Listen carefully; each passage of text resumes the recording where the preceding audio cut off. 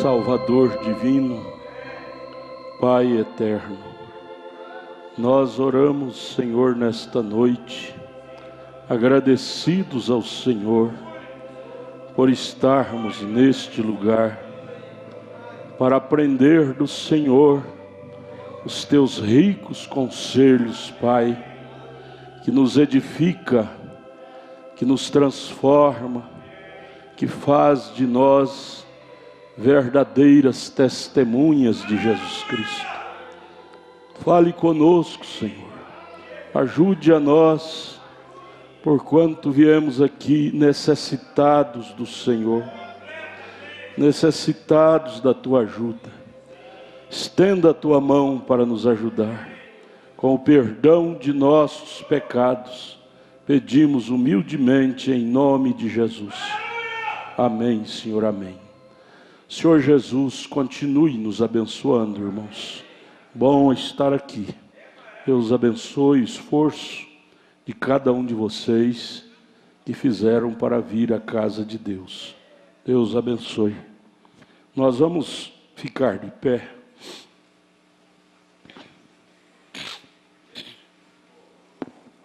Vamos ler a Bíblia. Atos 16, verso 28 ao 31. Livro de Atos dos Apóstolos, capítulo 16, verso 28 ao 31. Senhor Jesus nos abençoe. Paulo e Silas na prisão, não é? Mas Paulo clamou com grande voz, dizendo, após aquele terremoto e as portas da prisão ter sido abertas, o carcereiro queria se matar. Paulo clamou com grande voz, dizendo, não te faças nenhum mal, que todos aqui estamos. Nenhum foi embora, nenhum dos prisioneiros. E pedindo luz, saltou dentro, e todo trêmulo, o carcereiro, né? E prostrou ante Paulo e Silas. Veja, o feitiço virou contra o feiticeiro, né? O carcereiro que estava ali travando a saída deles, agora curva diante deles. Verso 30. E tirando-os para fora, disse, senhores, que é necessário que eu faça para me salvar? E eles disseram, crê no Senhor Jesus Cristo e serás salvo, tu e tua casa. Senhor, vivifica isto em nossos corações, com o perdão de nossos pecados. Amém. Podeis assentar, irmãos? Nós vamos continuar a leitura desta doce mensagem, tua casa. Se você não pegou, dá uma corridinha lá na Casa da Literatura, tem várias. Tua casa, parágrafo 17, nós paramos domingo passado, ou sexta-feira passada, não é? Lendo esta doce, linda mensagem, que fala um pouco da biografia de Paulo. No 17, e então, de repente, quando o prisioneiro romano, o centurião, deve ter, o guarda da porta, o carcereiro, né? Ele deve ter pensado isso naquela noite, quando Paulo e Silas estavam falando sobre a Escritura. Após dar aquele terremoto, e as portas da cadeia se abrir, o carcereiro, que não era cristão, deve ter ficado pensativo sobre aquele episódio. Viu eles, antes disto, lendo as Escrituras, todo surrado, com os lombos cortados de lambadas, reios, e lendo as Escrituras. Veja, amados, que coisa linda. Após Paulo e Silas ter sido surrado lá na prisão, os lombos cortados, Paulo disse, eu levei 40 chibatadas menos uma, todo talhado. Estavam ali cantando, estavam ali lendo a Bíblia. Este era o desabafo deles. Ó Jesus, nos dê mais dessa qualidade. Ao invés de ficarmos revoltados, xingando, com palavras de baixo calão, que possamos estar louvando a Deus, lendo a Bíblia, orando. É o melhor lugar para nós desabafar. É lendo a Bíblia, cantando, é louvando. Porque criando essa atmosfera, Deus desce e ameniza as nossas dores. Deus desceu ali para amenizar as dores de Paulo e Silas, todo retalhado. Irmãos, essas coisas que estamos aprendendo é para nos ajudar no amanhã. Hoje, até aqui, nós não temos sofrido nada. A luta nossa, dá vergonha de dizer que temos lutas. Dá vergonha. Porque ainda não fomos injuriados pela lei. Ainda não fomos retalhados nossos lombos de chibata, como o Paulo e Silas e muitos outros. Estevão foi apedrejado por Roma. Tudo por causa de sustentar este evangelho. Eles não apanharam porque roubou, porque mentiu, porque matou, não. Apanharam por causa do evangelho que eles pregavam. Nós devemos atentar para isso, irmão, para esse testemunho, para esta biografia que o profeta está nos dando sobre a vida de Paulo. Linda, linda. Além dele ter renunciado o direito de se casar, além dele ter separado do mundo, que a palavra santo quer dizer separado. Separado do mundo, do pecado. E aqui o profeta disse que aqueles homens, aquele carcereiro tinha visto Paulo e Silas falando sobre a Bíblia. O carcereiro, ele deve ter aprendido alguma coisa, porque ele não conhecia os homens, ele não conhecia quem era Paulo e Silas, passou a conhecê-los pelo seu comportamento. Oh, irmãos, isso é tremendo.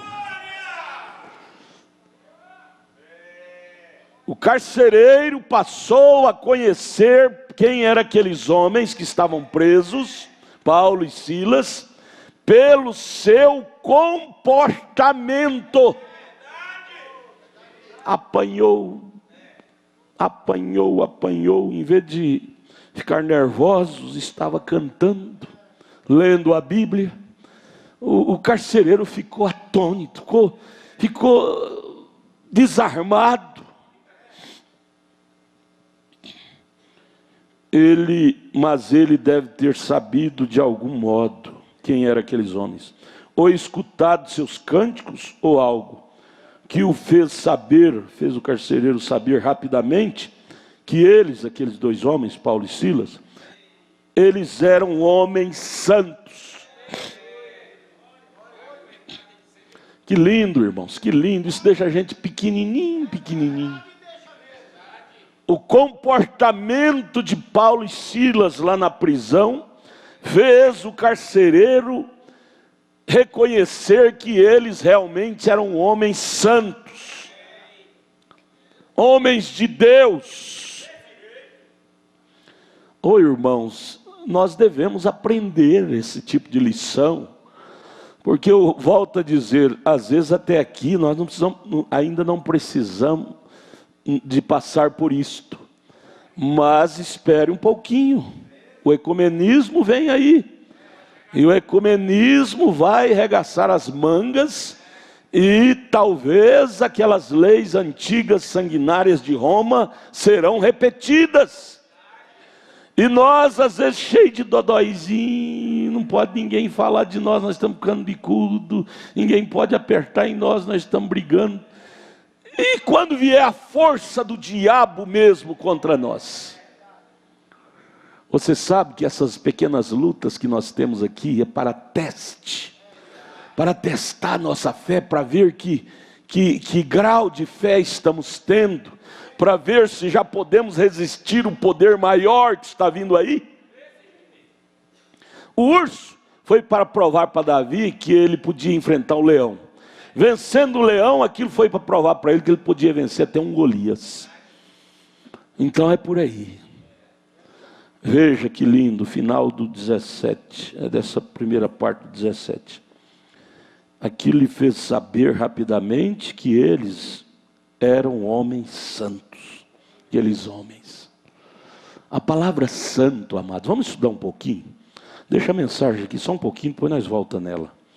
A palavra santo não quer dizer imundice, não. O sentido etimológico, pega o dicionário que você vai ver melhor. O sentido etimológico da palavra santo quer dizer limpo e separado para o serviço. Limpo e separado para o serviço. E aí Paulo dizendo, abra sua Bíblia agora em Hebreus 12. Hebreus 12. Hebreus 12, verso... Hebreus 12, versículo.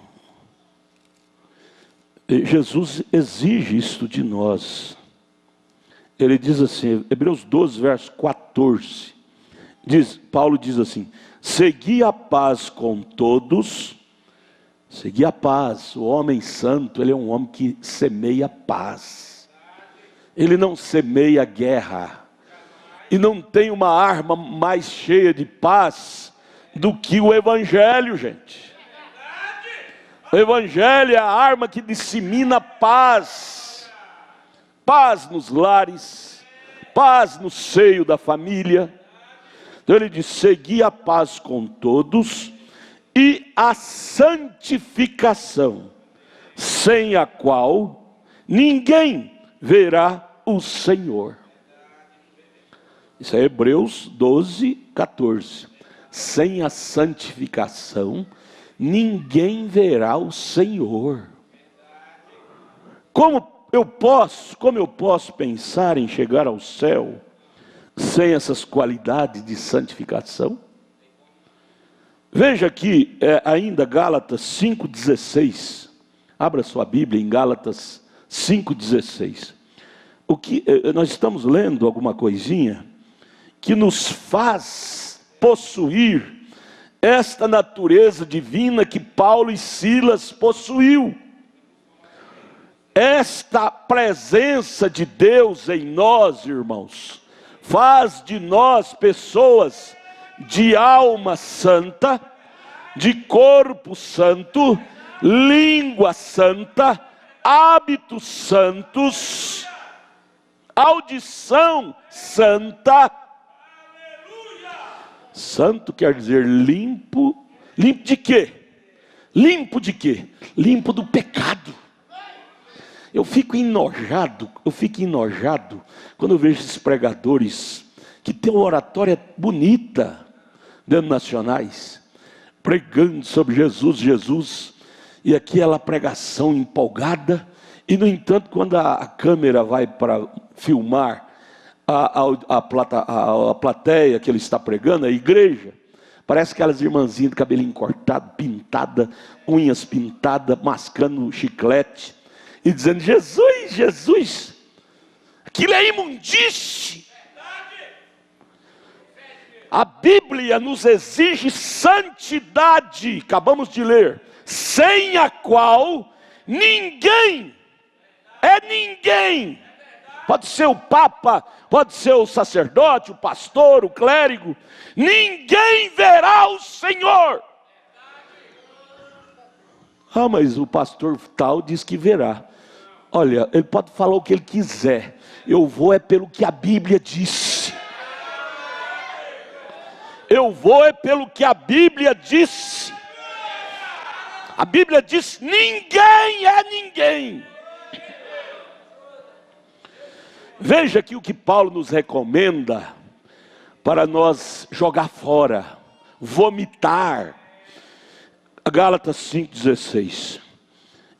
Paulo recomendando a nós cristãos: digo, porém, andai em espírito. Em qual espírito, Paulo? No espírito do homem? Porque o espírito do homem é vadio. O espírito do homem é vadio, é cheio de desejos vadios, pensamentos vadios, ruins. Não, Paulo está se referindo ao Espírito Santo, o Espírito de Deus. Irmão, basta termos o Espírito Santo em nossos corações para nós vomitar o mundanismo.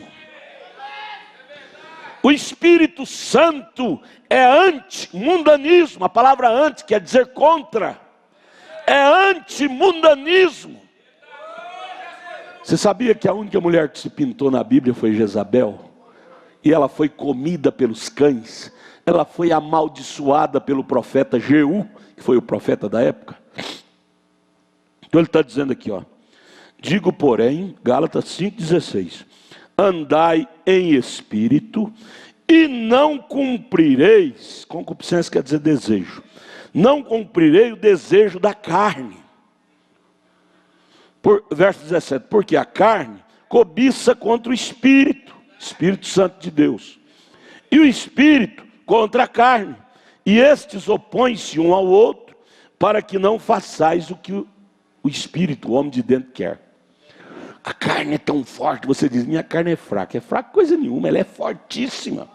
Se nós bobear, ela vence o nosso espírito e nos domina. Daqui a pouco estamos com hábitos mundanos. E dizendo que vamos para o céu. O céu da boca da onça. Vamos para o céu, para o céu. Irmão, lá no céu não vai ter mundanismo.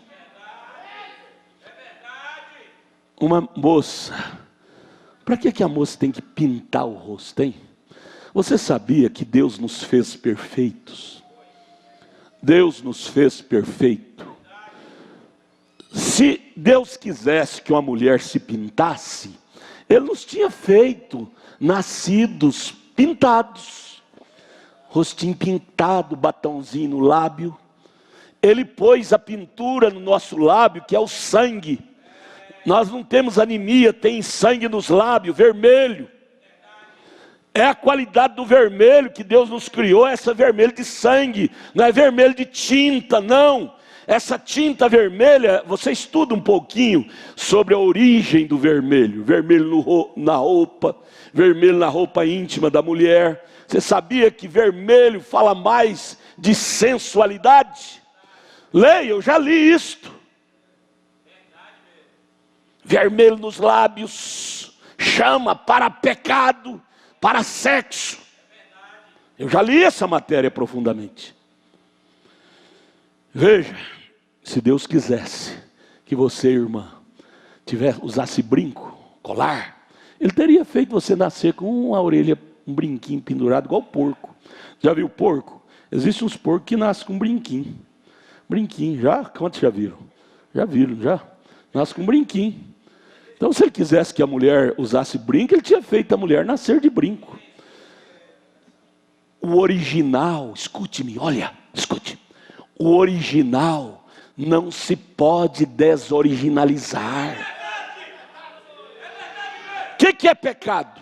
Pecado é desoriginalizar aquilo que é original. A Bíblia chama isso de adultério. Você diz, adultério é um homem deitar com a mulher que não é dele. Só isso? O sentido etimológico da palavra adultério não é só isso, não. Adultera-se uma palavra, uma mentira, é um adultério. Você adulterou, torceu a verdade e fez da verdade uma mentira. É o adultério da palavra. Adultério do costume. Deus nos criou, nos fez nascer branco, moreno, negro, amarelo. É porque Ele queria ter seu jardim. Jardim com rosas brancas, jardim com rosas vermelhas, é o alemão mais puxado por vermelho, jardim com rosas amarelas. Nós somos o jardim de Deus. Deturpar isto é resistir à originalidade de Deus.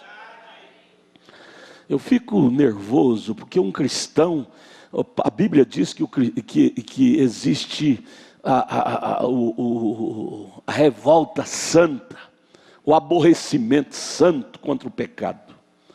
Pastores nacionais pregando, multidão. Eu falei, desse jeito enche a igreja mesmo.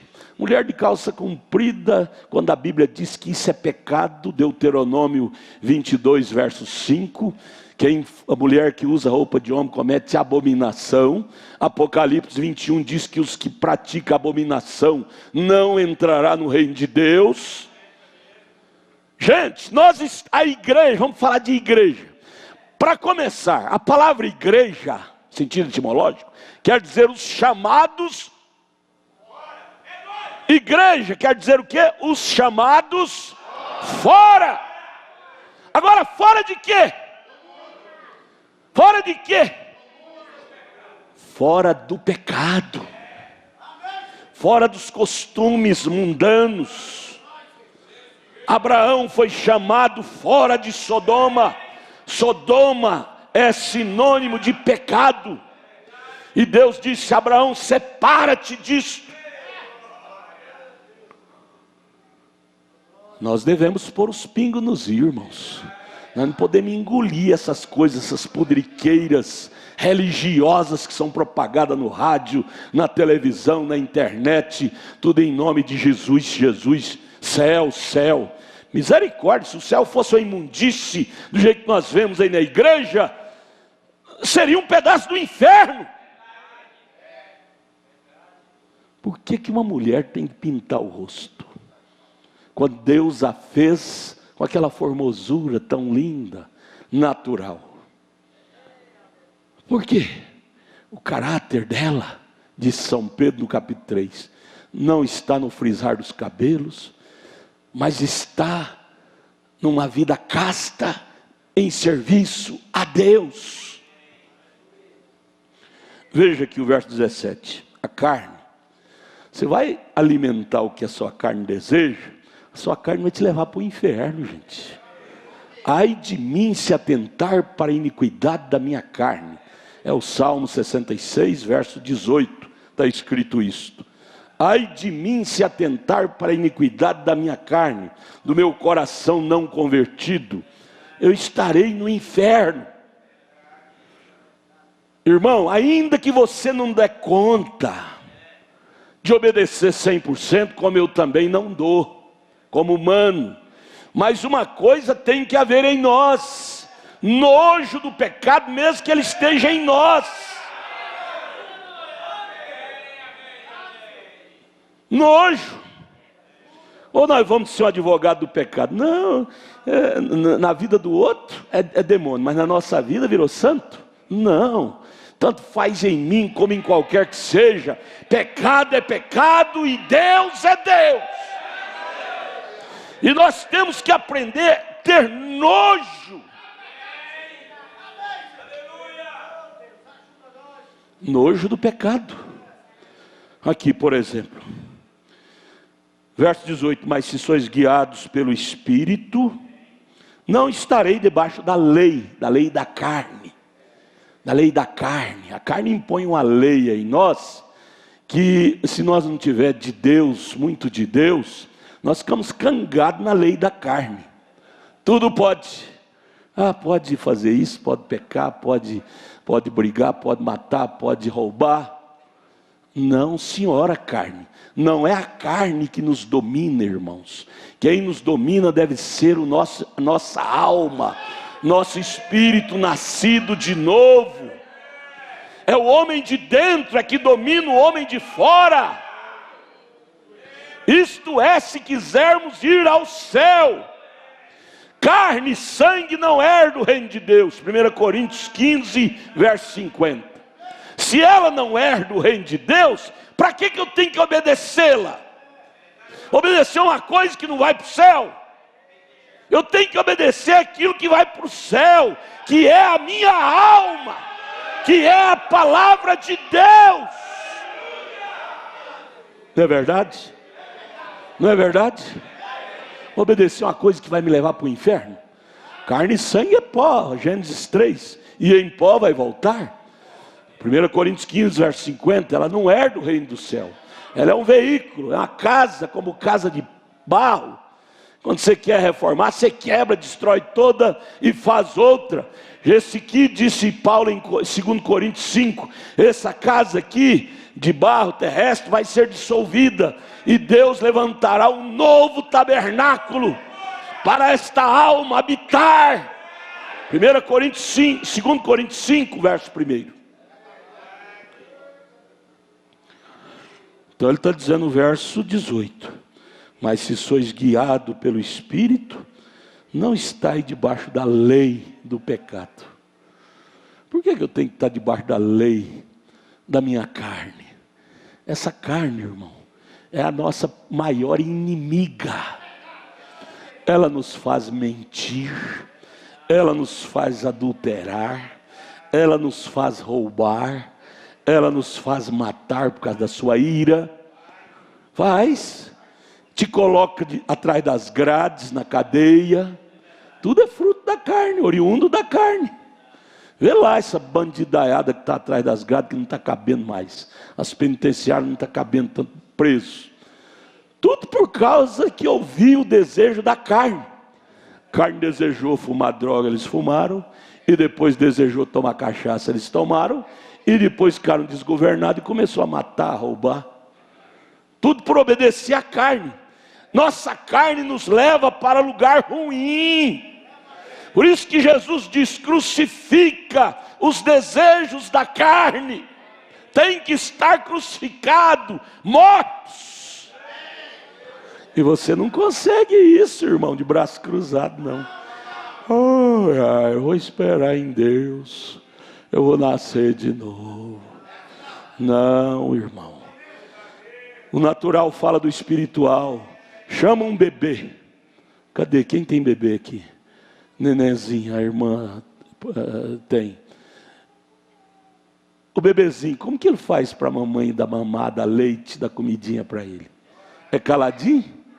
Ele está caladinho, a mãe pensa, está tudo bem.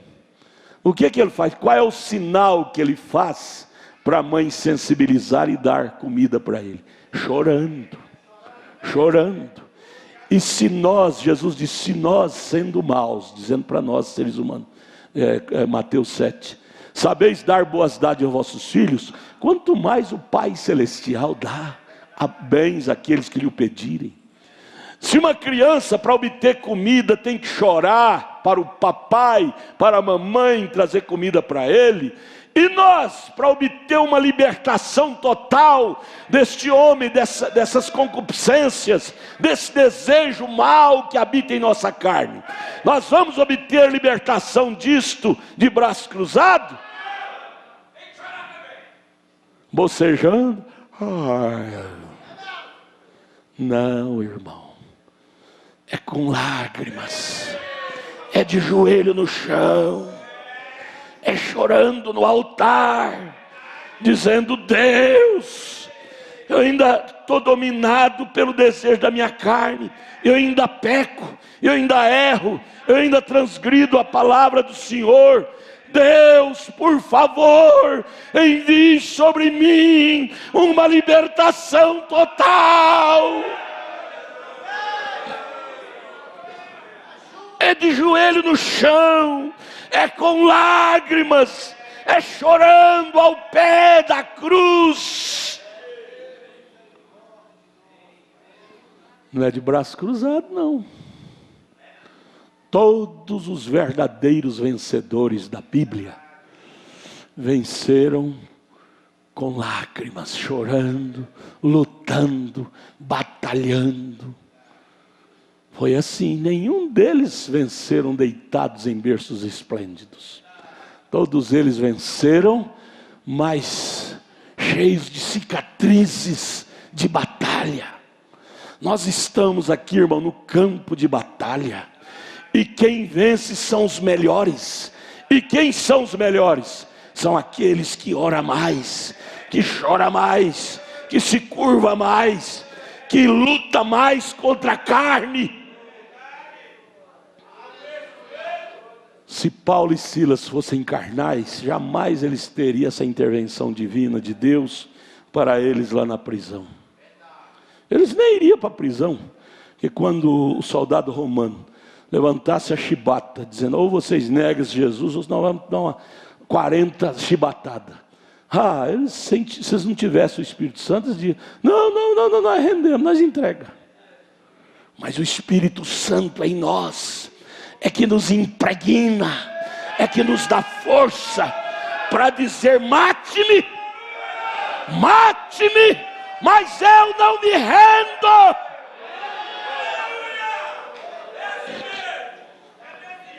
É o Espírito Santo que levou os heróis da fé de Hebreus 11 nas arenas para ser estraçalhados pelos leões, cerrados pelo meio. É o Espírito Santo é que nos leva, amados, a enfrentar a Satanás de cara a cara e dizer, sai do meu caminho, eu vou vencer, eu vou vencer, eu vou vencer. É o Espírito de Deus em nós que nos impregna a vencer o diabo. De braço cruzado, irmão, ninguém vence. Os heróis da fé, lá de Hebreus 11, alcançaram vitórias, mas porque eram pessoas de joelho no chão, de lágrimas, de batalha. O profeta, lendo Hebreus 11, lá na mensagem, é perfeita força por perfeita debilidade, ele se sentiu envergonhado. Profeta, um homem que se consagrava como ele. Ele disse, Deus, diante dessa galeria dos heróis da fé, de Hebreus 11, onde aparecerá meu pequeno testemunho? Onde aparecerá meu pequeno testemunho? Diante desses heróis da fé, que venceram reino, venceram dragões, venceram cova de leões, venceram o diabo. Paulo não está falando-nos uma coisa que ele não provou, não, irmãos. Paulo não era hipócrita. Ele está falando para nós aqui em Gálatas 5, onde estamos lendo, de coisas que ele tinha vencido. Você tem que aprender isso, gente. O profeta desta era, nessas mensagens que ele pregou, todas as mensagens que ele pregou, ele não estava simplesmente nos sugestionando, como faz os pastores denominacionais, pregam santidade, mas eles mesmos não põem nem o dedo naquilo. O profeta vivia o que ele pregava. Billy Paul, filho dele, falou isto, meu pai vivia o que ele pregava. Ele não só pregava um sermão, mas ele vivia o sermão. Oh Deus, ajude a nós, Pai, tenha misericórdia de nós. Ainda eu estou lendo Gálatas 5, agora no verso 18. Mas se sois guiados pelo Espírito, não estáis debaixo da lei. Existem duas leis, a lei da alma, que é a palavra de Deus que governa, e a lei da carne, que é o pecado que governa. Qual das leis você vai estar submisso? A da carne ou a da alma, da palavra de Deus? Verso 19. Porque as obras da carne, veja, as obras da carne, são manifestas quais são? Veja que vamos enumerar. Gálatas 5,19. Prostituição, impureza, lascívia, idolatria, feitiçaria, inimizades, porfia, emulações, iras, peleja, dissensões, heresias. Até heresia, hein? É obra da carne. Sabe o que é heresia? É uma doutrina que fere a verdade. É uma heresia. Isso não é de Deus, é da carne, é maligno. Verso 21. Invejas, homicídio, bebedice, glutonaria, coisas semelhantes a estas, acerca das quais vos declaro, como já antes vos disse, que os que cometem tais coisas herdarão o reino de Deus? Está escrito assim, os que cometem tais coisas não Você tem que falar para a sua carne, a sua alma falar para a sua carne: carne, enquanto você estiver cometendo essas coisas, você não herdará o reino de Deus. Para isso, ó carne, você tem que nascer de novo. Oh Jesus, ajude a nós, Senhor. Agora Efésios, capítulo 5, verso 11. Diz assim, ó, Efésios 5, 11. Você tem que ler essas escrituras assim e deixar encarnar em você, para você ter nojo do pecado. Nós não podemos adular o pecado não, irmão, porque o pecado não tem dó de nós. O pecado não tem dó da nossa alma. O pecado quer nos conduzir ao inferno. E eu não fui gerado para ir para o inferno. Você não foi gerada para ir para o inferno. Nós fomos comissionados, predestinados, elegidos para ir para o céu. Efésios 5, 11. Achou? Amém? O que ele diz? E não comuniqueis com as obras infrutuosas das trevas, mas antes condenai-a. Um cristão condena o pecado, porque o pecado são obras infrutuosas das trevas. Você condena as coisas erradas. Para que eu tenho que pintar? Se Deus quisesse me ver pintada, a mulher diz, Ele me tinha feito nascido com a cara pintada. Para que eu tenho que cortar o cabelo? Se era para me ter um cabelinho aparado, curtinho, Deus teria me feito cabelinho curtinho, não deixaria crescer. A Bíblia diz em 1 Coríntios 11, verso 3, quando a mulher corta o cabelo, ela desonra seu cabeça. 1 Coríntios 11, 3 diz que o marido é a cabeça da mulher. E verso 5 diz que quando ela corta o cabelo, ela desonra seu cabeça. E o profeta disse na mensagem de demonologia: quando a esposa corta o cabelo, o marido tem o direito de repudiá-la, porque ela fez dele um homem desonrado. Desonrado. Ele não tem direito de casar de novo, porque ele só pode casar de novo se ela trair. Mas se ela o desonrou, ele tem direito de repudiá-la se ele quiser. Irmão, a coisa é séria, gente. A Bíblia não é uma brincadeira. Nós não estamos brincando de ser crente. A gente brinca com carrinho, com bicicleta, caminhãozinho. Aí a gente com um carro assim, dentro da velocidade também, senão morre. Mas com a palavra de Deus a gente não brinca não. Então ele diz, Efésios 5, 11, e não comuniqueis, nós não devemos estar comunicando, dizendo, está bonitinha, aquele vestidinho que ela fez, arrochadinho, ficou tão sensual, bonitinho. Você fala isso que aquele espírito de sensualidade, de adultério te pega. Você fica admirando aquilo, que aquele espírito de adultério te pega. Você tem que dizer, menina, está errado. Essa sensualidade faz os homens olhar para você e te cobiçar. E a Bíblia diz que qualquer homem que cobiça uma mulher, ele vai para o inferno, ele é um adúltero. E ele não vai sozinho, você vai com ele porque você provocou tal coisa. É nojento que essa lei, com deputados incrédulos, tem criado. Por exemplo, põe o homem na cadeia porque ele é um estrupador. Mas vamos ler o porquê ele tornou um estrupador.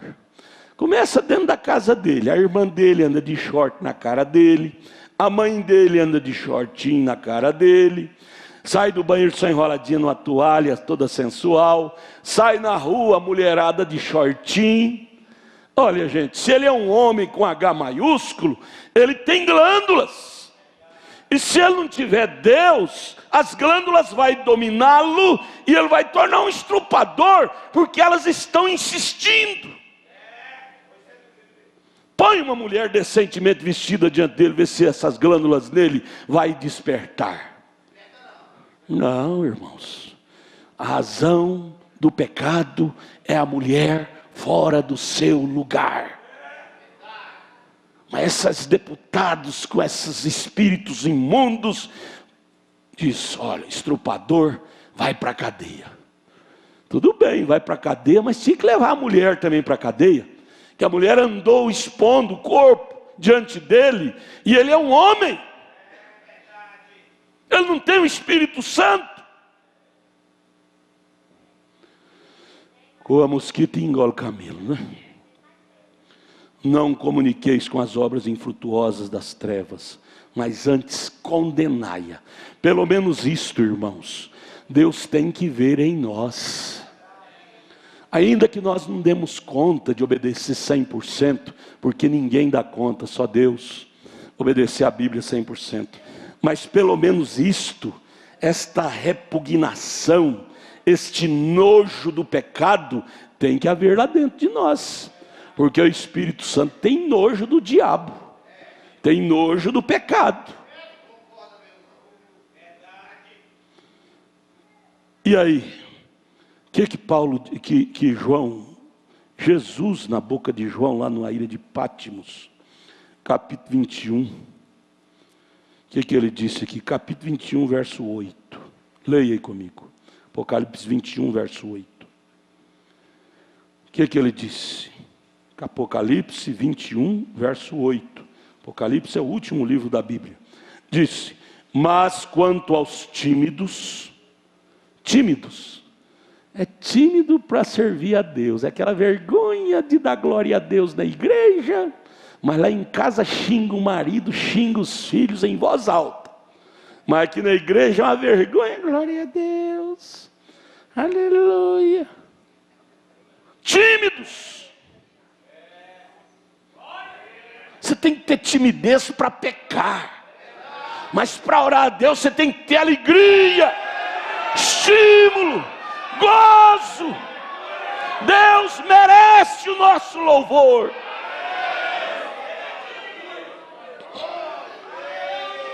Apocalipse 21, verso 8.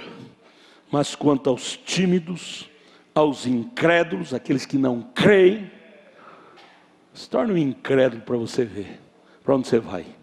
Veja aqui, os incrédulos, os abomináveis, quem comete abominação.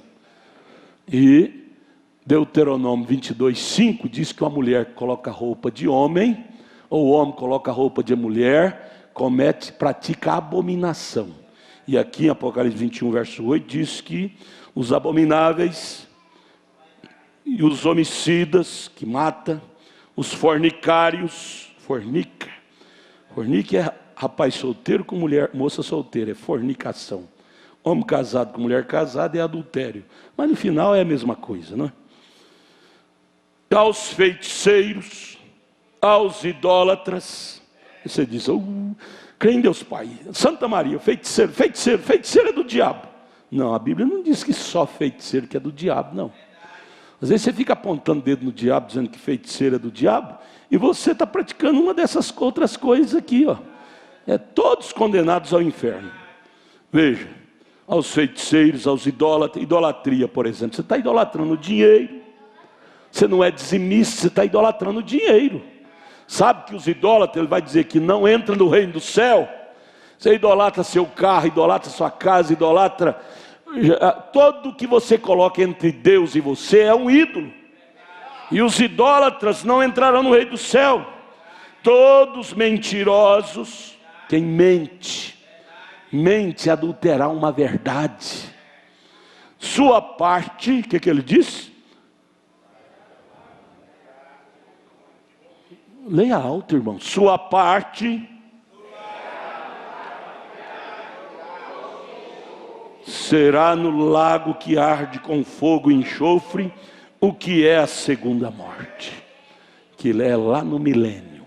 Mesmo os que morreram aqui nessas eras anteriores, vão ressuscitar na segunda ressurreição, e vão ser julgados, separados os bodes das ovelhas, e quem praticou essas coisas, sofrerão a segunda morte, que será lançado no lago de fogo. Então, nós sabendo disto, para o endereço, você descobriu nesta noite, descobriu o endereço dessas pessoas que praticam essas coisas. O endereço, para onde elas estão indo? Estão indo para o lago de fogo. Então, sabendo disto, nós dizemos: Senhor, me ajude a caminhar contrário a isso. Me ajude a caminhar contrário a este rumo, a esta direção. Livra-me de concordar com isso. Quer ver? Concordar. Às vezes você diz assim: mas eu não faço. Mas o que tem as pessoas a fazer? O que tem? Você está correndo o mesmo risco delas. Você quer ver aqui? Romanos capítulo 1, verso 39. Abra a Bíblia aí. Abra a Bíblia aí. Vamos abrir. Essas coisas Deus dá assim. Deus dá assim na hora. Na hora. Romanos capítulo 1, verso 39. 32 verso 32, sobre as pessoas que concordam com o pecado. Romanos capítulo 1, verso 32. Aqui, do versículo 18 até o versículo 31, o Paulo está descrevendo sobre vidas sodomitas, imundas, sujas, pecaminosas. E aqui, fechando o capítulo 1 de Romanos, no verso 32, abre a Bíblia, vamos ler. Verso 32, ele fecha o capítulo 1 dizendo sobre essas pessoas sodomitas, pecaminosas, os quais, conhecendo a justiça de Deus, eles conhecem. Os travestis conhecem a Bíblia, os homossexuais conhecem a Bíblia, todo mundo conhece a Bíblia. Tem ninguém mais leigo. Os quais, conhecendo a justiça de Deus, que são dignos de morte os que tais coisas praticam. Ai! Misericórdia de nós, Deus. São dignos de morte. Só eles que praticam? Só os que praticam isso que é digno de morte? Vamos terminar de ler o versículo, gente. Não para no meio do versículo, não, senão você se estrumbica. Vamos terminar o versículo? Não somente as pessoas que fazem, mas também os que consentem aos que fazem. Você viu aí? Você fica advogando pecado, você vai ser condenado juntamente com aqueles que praticam. Você diz: não, eu sou santo, minha casa é santa. Mas o que tem o irmão usar umas coisas assim, a esposa dele, a filha dele? O que tem? Concorde com isso, você vê. O inferno que ele vai, você vai. É Paulo, é a boca de Deus dizendo, é a Bíblia. Irmãos, nós temos que agarrar na Bíblia. Uma coisa linda que o profeta nos ensinou foi agarrar a Bíblia. Ele dizia: não olhe para mim, olhe para a palavra, olhe para a Bíblia. Eu fico irritado, volto a repetir, em ver esses pastores denominacionais pregando sermões lindos, aveludado, e não doutrina a sua igreja. Como é que a igreja vai para o céu, gente? Aquelas mulheres, aqueles homens, quando Jesus vier levar a sua igreja, aquelas mulheres vai colocar aquele pastor no canto da parede e dizer: pastor, o senhor é culpado de nós ter ficado para o inferno. O senhor não nos ensinou a verdade. O senhor simplesmente aveludou a Bíblia para nós e não nos ensinou a verdade. E agora Jesus veio, levou sua igreja e nós ficamos e vamos arder no lago de fogo. Pastor, o senhor é culpado disso. Mas vai justificar? Eu tenho uma fita lá em casa, um vídeo. Inclusive eu pedi agora para você transmitir para DVD. Depois nós vamos trazer aqui para vocês pegar a cópia. Vários documentários. Aí o pastor, a igreja foi arrebatada, é noiva, e a igreja dele ficou em peso, não foi ninguém. E aí as irmãs vinham condenando, colocando ele no canto da parede, os irmãos diziam: pastor, o senhor é culpado de nós ter ficado e não ter sido arrebatado. Nós ficamos para ir para o inferno, porque quem ficar vai sofrer a grande tribulação, que não vai ser brincadeira. Aí sabe o que o pastor respondeu para eles? Disse: olha, vocês tinham a Bíblia tanto quanto eu tinha. Por que vocês não obedeceram a Bíblia? Ele saiu por essa tangente. Por que vocês não obedeceram a Bíblia? Então, amados, sabendo disto, que o A, que o B, que o C, que o D, pastor A, B, C, D, o crente A, o crente B, o crente C, pratique o que ele quiser, porém eu e minha vida vou praticar a palavra de Deus. Eu e minha alma vou praticar o que a Bíblia diz. Essa deve ser sua definição, irmão. Irmã, essa deve ser nossa definição. Porque nós estamos aqui, irmãos, preparando-nos para ir para o arrebatamento. Nós não estamos aqui preparando para ir para uma exposição de Miss feminino e Miss masculino, cabelinho cortado parecendo um boyzinho, as mulheres com a roupinha arrochada parecendo essas rainhas de sexo, com a Bíblia na mão, dizendo: Jesus, Jesus, Jesus. Jesus, esse Jesus vai te condenar naquele dia. Vai dizer: eu dei para vocês a palavra e vocês não colocaram em prática. Mateus capítulo 7, verso 22. Ele diz: separai-vos de mim, malditos, eu vos não conheço. Está escrito lá, Mateus 7, 22. Que Deus tenha misericórdia de nós, irmão. Então, sabe o que é que deu aquela qualidade linda de comportamento para Paulo e Silas desenvolver diante do carcereiro de Filipe, naquela cadeia? Sabe o que é que atraiu o sobrenatural para trazer aquele terremoto e rebentar a cadeia e jogar as coisas para longe, não cair nem um pedaço de tijolo neles? Sabe qual foi aquele poder?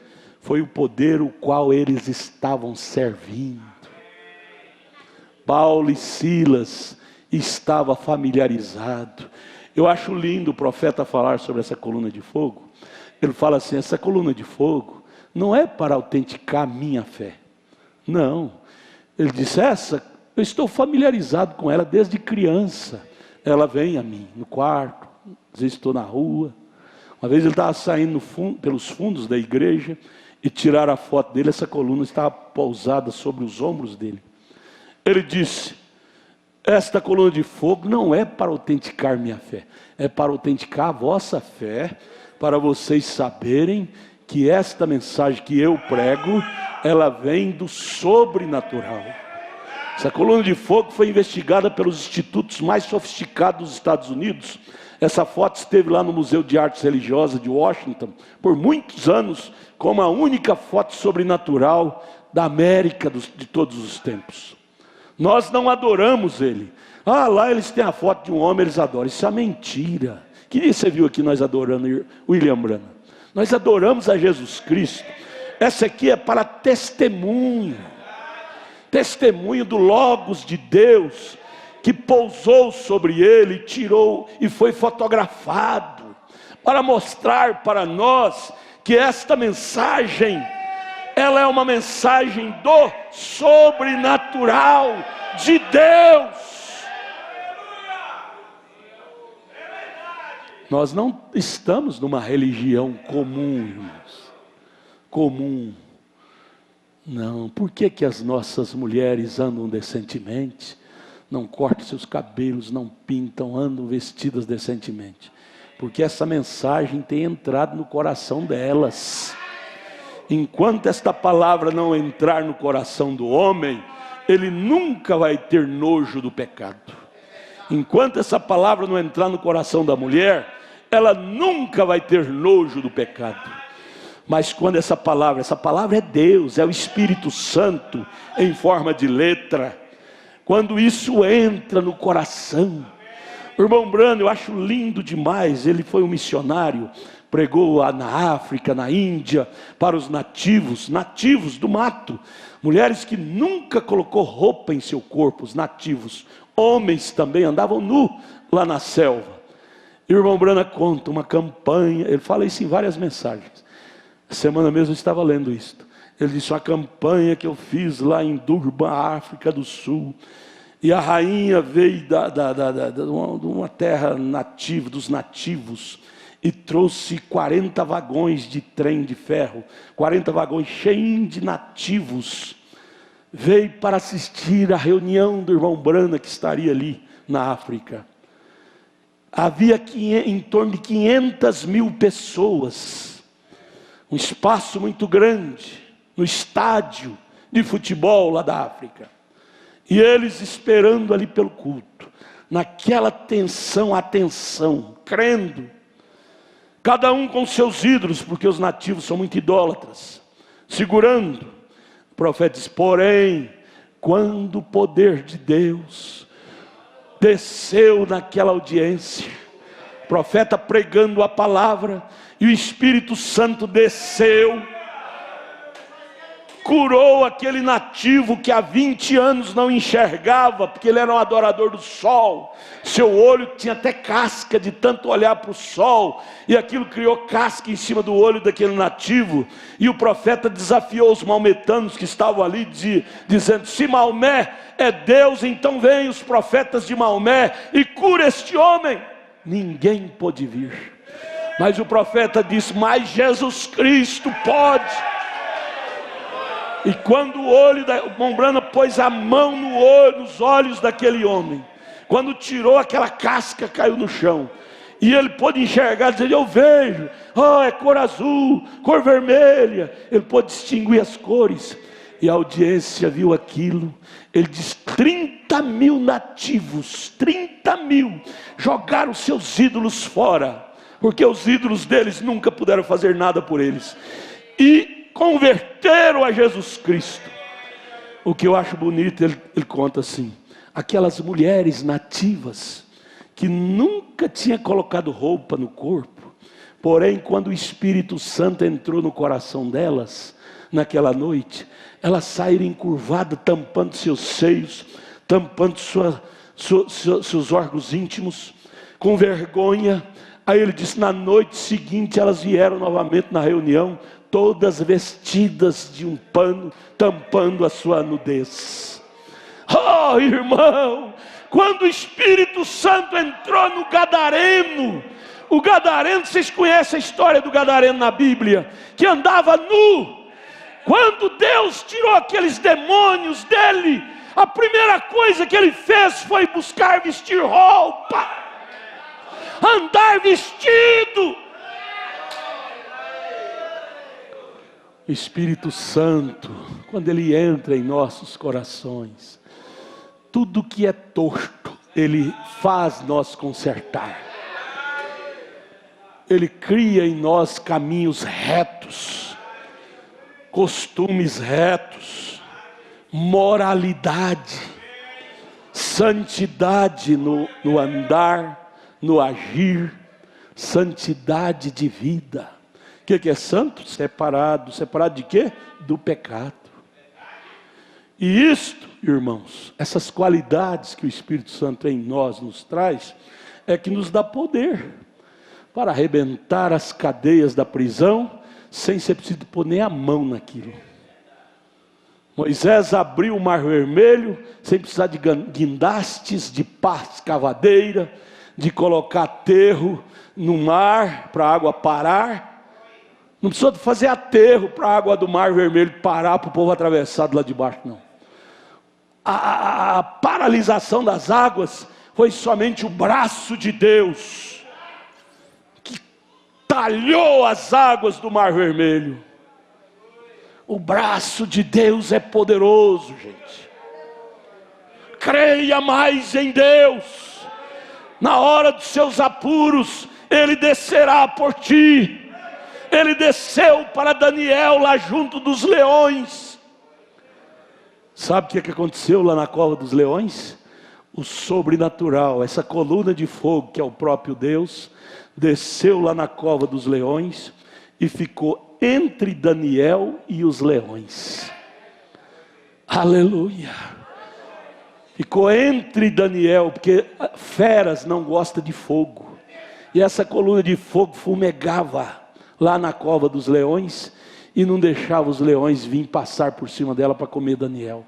Eles ficavam de longe lambendo os lábios, os leões, porém não podia comer aquela comidinha que chamava Daniel. A coluna de fogo guardou Daniel. E Jesus Cristo é o mesmo ontem, hoje, eternamente. Esta mesma luz, Deus é luz. Esta mesma coluna de fogo, ela te guarda da hora perigosa. Ela te guarda da mão do diabo. Ela te protege. Ela te guarda. Somente crer, somente crer. Tudo é possível, somente crer. Vamos ficar de pé. Creia. Não duvide, gente. Jesus Cristo sempre nos chamou dizendo: seja crente e não incrédulo. Somente crer e Ele cuidará de ti. Se eu ficar dessas rouponas, não vou casar. É certo? É certinho, você falou certinho. Não vai casar com um mundano. Um sujo. Você vai casar com um santo de Deus. O homem santo tem gosto santo. Por isso que ele casará com uma moça santa. Eu disse para uma moça há muitos anos. Ela estava passando dos 25. Da moça passa dos 25, desespera e faz coisa boba. E ela então começou a arrochar seus vestidos. Moça da igreja. Para ficar mais sensual, para chamar a atenção dos homens. Eu disse: minha filha, sabe o que vai acontecer com você usando essas roupinhas sensuais? Você vai casar sim, mas o rapaz que casar com você é porque cobiçou seu corpo, só por causa do seu corpo. E não deu outra, tadinha.